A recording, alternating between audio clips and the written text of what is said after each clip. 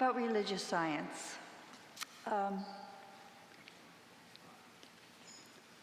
Religious science really was created by Ernest Holmes. He was born in like 1887. I think he was like the 9th or 11th boy child. And it was a home that read from the Bible every evening. And so he was immersed in this sense of presence of the universe in our lives. You know, he wrote his first book in 1919. It's called Creative Mind. It was a very full little book that had a lot of answers. And he lectured on this book along with several other pamphlets that he had for many years. And he finally came to Los Angeles because Fenwick, I think his next brother, had come to be a minister here in Los Angeles. And so he came and he started lecturing here in Los Angeles. And he made that commitment to stay in 1926. And by 1927, they've already got the Creative Thought magazine coming out, which was a daily read and inspiration. And people were drawn to him. He was quite the orator. What Reverend Karen mentioned about the lecture by the sea was one of those powerful, powerful lectures that drew people to him. He had a presence about him. And there's a cute story that I read years ago about his beloved wife, Hazel. The picture I have of her in my mind is not a particularly handsome picture, but she had reddish hair and some gray. And so when I got a dog, he had reddish hair, and I named her Hazel. The story of their love, she became a practitioner, and they did practitioner work together. They had a union that was so close, they say that when they would travel to lecture, like to San Francisco and stay at the St. Francis, he would come to the man that was going to serve her for the week, and he would take a $100 bill, and he'd tear it in half. And he would give it to the man, and he says, if you treat my queen the way she deserves, the other half is yours. And there never seemed to be an empty half, that he was always given, because he was gracious and she was gracious and sweet to be with. The science of mind is a study of life and the nature of the law that works through it.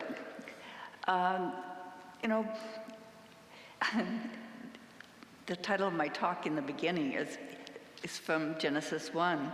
And it says, in the beginning, God created the heavens and the earth. And can you imagine he did this in 6 days? What could we accomplish without coffee breaks? It would be quite amazing. But there's a line on the 26th chapter of Genesis that says, and God said, let us make man in our image, after our likeness, and let them have dominion over all. I wonder who "our" is there. I mean, it was quite confusing to me. But one of the things that Ernest did, and I want to kind of show you it. My granddaughter helped me put it together today. And I guess I took my first RSI 9/24/85. So been around just a little. But what Ernest wanted us to do, and in the very first, they're not called chapters, they're called 1, 2, 3, 4. And he wanted us to explain in the briefest way how science mind works. And if you have ever taken a class and taken these 4 separate, the thing itself, how it works, what it does and how to use it, we would have this down pat, because there would be nothing against and for everything. Now, I had the pleasure a few years back to meet at a conference with ministers, and I met this man. He was a minister from Albuquerque. His name was Jack Blackman, and it still is. He called me up this morning and said, "I didn't get to write you a poem." And I said, "Well, then I'm going to go to the book that he dedicated to me when he wrote it." And today's quote is, "There is only one power and source, and its answer to our prayer is, of course." Sometimes we forget that this incredible creation that we have become to study. Ernest was an absolute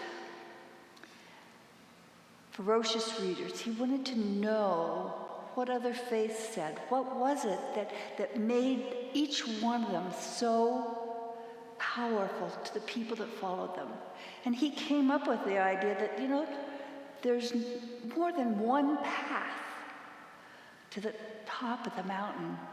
And that's why I asked Michael to sing One Power, because it tells us that no matter what we call this source, intelligence, it's all one power. And when we come to that spot of knowing that it is one power, and it gets kind of redundant, I think, but in 1, it says this thing itself. It says, we all look forward to the day. This is the very open paragraph of this, the thing itself. We will all look forward to the day that science and religion shall walk through the visible to the invisible. Isn't that what we're experiencing now? Even back when Judge Tord was writing his collections, he recognized that there was something beyond just the atom that they were just beginning to look at, and how incredible it was, and how it changed by the way we reacted to it. It gave us an opportunity to know that it's all love and law, and that we are what we think of ourselves. And are we willing, as Reverend Karen talked about in meditation, to realize that we are powerful beings? We must discover within us the mind that governs everything. This is the thing itself, and we should recognize its simplicity. It is, we come into religious science, and so many of us hear this. You can have whatever you want. It's all yours. All the P's, princes, parking lot, prosperity. And we get really excited. But all of a sudden, we recognize that we have some responsibility in this. And in the second verse of his book comes the way it works. And the way it works is only one way, and that's through us.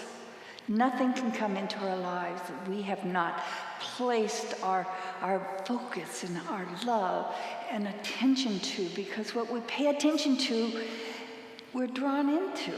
It's that incredible. It's called cause and effects. If you have those beautiful thoughts of love, of harmony, of helpfulness, those are the things that come into your life. You'll experience them for yourself. The thing can work for us only through us. Let us begin to accept today more good than we experienced in the past.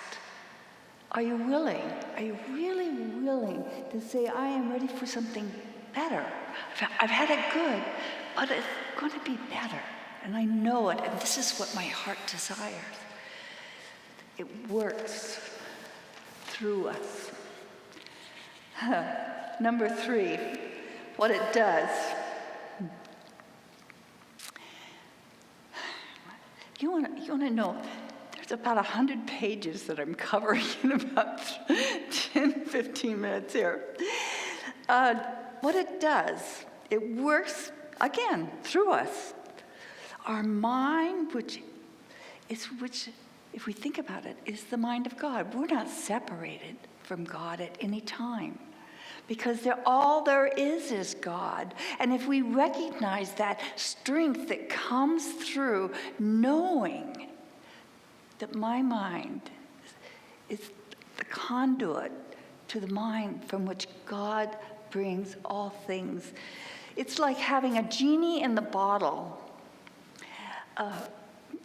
without limited desires.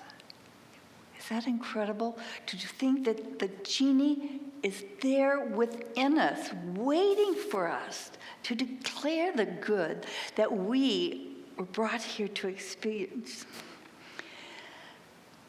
But we must come to the realization that according to our ability to embody the universal is infinite. The possibilities of dispelling old truths and living a limited life. That's what it does. It opens the door for us to live a limited life. What a grand and glorious thing it is. And how to use it. Again, it's through us. And as Gandhi said, be the change you want to see. Jesus said, if man hitteth you on the cheek, turn the other cheek. Now, I had a minister who I loved dearly. God, get to heaven. First thing I'm going to do is smack her. Or Reverend Street, of course. And she said, it doesn't mean to turn the other cheek to let them hit you. It means turn the other cheek and go in a different direction. Helen. Yep, that's Helen. Go in a different direction. Don't stand where you're not to be. Turn and go in another direction. And as it's so, we're reminded here to go into meditation, go into prayer, to treatment, and ask for the right actions. And in those treatments, we have a few steps that we like to kind of go over, and it's recognizing that there is only God, and that we are part of all there is. And we declare our speech of what it is we want to desire into our life and know that this is it. And then we release it into the universe by grateful gratitude and know it's already done. And so it is. Thank you very much. Namaste.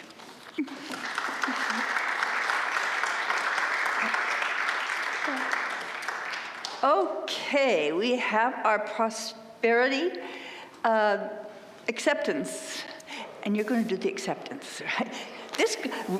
Thank goodness we have Karen today. She's just a fill-it-in girl.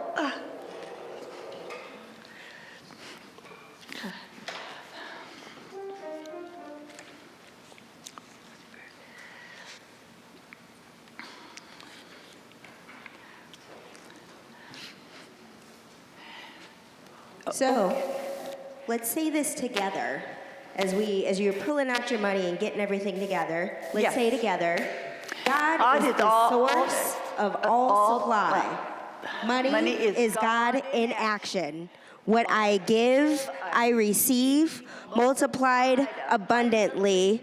all that God is, I am. Yes. And so it is. So this is where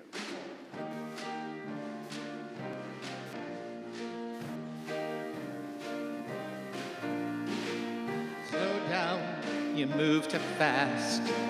You gotta make the morning last. Just kicking down the cobblestones, looking for fun and feeling groovy. La da da da da da da, feeling groovy. Hello, lamppost, what you knowin'? I've come to watch your flowers growing. Ain't you got no rhymes for me? Do-do-do-do, feeling groovy. Da-da-da-da-da-da-da, feeling groovy.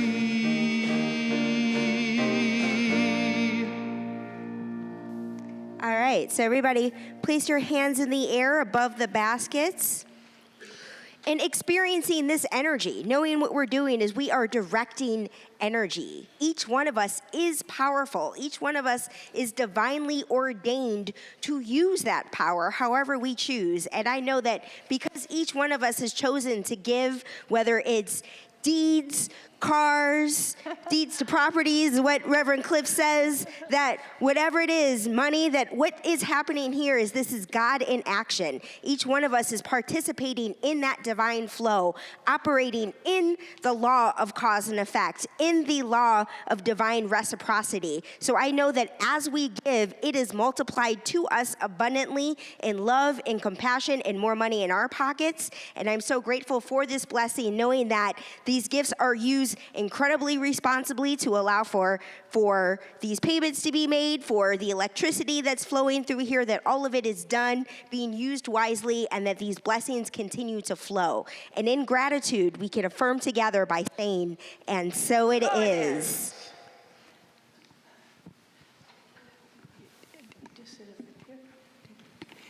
Okay, this is the time we have to do this quickly, understand, because we all want to be out of here by 12 down and having coffee and donuts. At this point, we have come up with the idea that there is someone that may need healing. I don't care what kind of a healing. It could be for money, it could be for relationship, it could be for health. And we will come together as a unifying presence to know the truth of what this person is asking for.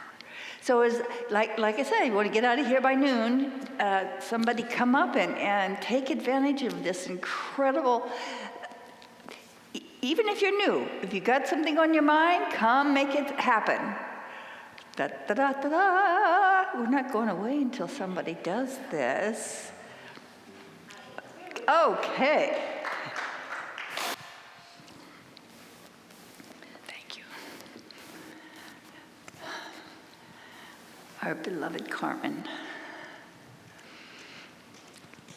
You turn around. I know that it's true that my arms are getting recovered and healed, and that everything will be fine in my health. Yes, and we're going to know this for you. Could we get 8 to 9, 10 people, whoever would like to step up? You know. The microphone. Are you going to do it? Oh, thank you. Thank you. And as we take a very deep breath, in this knowing, in this awareness that Carmen is that living perfect health in every fiber of her being. And as we take this awareness into our minds and our hearts, let it vibrate through each one of us as it vibrates through Carmen. Right here, right now, I know this blessing. For God said, ask, and ye shall receive. And we have asked, and Carmen is to receive. And I'm going to ask that each person here throw one word at Carmen to know this truth for her.